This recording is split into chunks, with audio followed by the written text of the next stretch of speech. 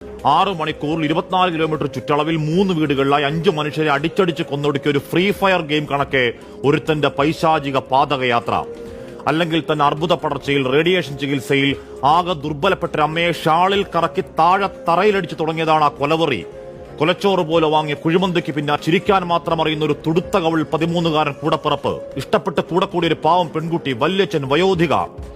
ഒരു പകൽപ്പാതി അത്രയും അവൻ കൊന്നൊടുക്കിയത് കൂടത്തിന് നെടുന്നെറ്റിക്കടിച്ചാണ്. ആ ചിതറിയ തലയോട്ടികൾ പറയുന്നുണ്ട് ബ്രൂട്ടാലിറ്റിയുടെ പരമാവധി. ഇഷ്ടഭക്ഷണം പാഴ്സലാ വാങ്ങി കൊതിയോടെ വീട്ടിലെത്തി അത് കഴിക്കും മുന്നേ അനിയന്റെ നേർക്ക് എങ്ങനെ നിന്റെ കൈ പൊങ്ങിയടാ മുടിഞ്ഞവനെ എന്നൊക്കെ ചോദ്യങ്ങൾ തൊണ്ടയിൽ തടയുന്നെങ്കിലും നെഞ്ചിലൊരു ഞെട്ടലല്ല, നിസ്സംഗമാണ്, മരവിച്ചിരിപ്പാണ് മനസാക്ഷി.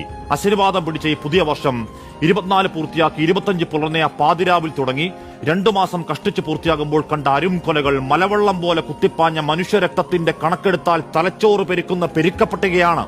കണ്ടു മടുത്തു, ഇനി വയ്യ. നമ്പർ 1 കേരളം എന്ന വ്യാജത്തിൽ കൈമലർത്തി പിത്തം പിടിച്ചിരിക്കാതെ ഇനിയെങ്കിലും ഇച്ഛാശക്തി കാണിക്കണം സർക്കാർ.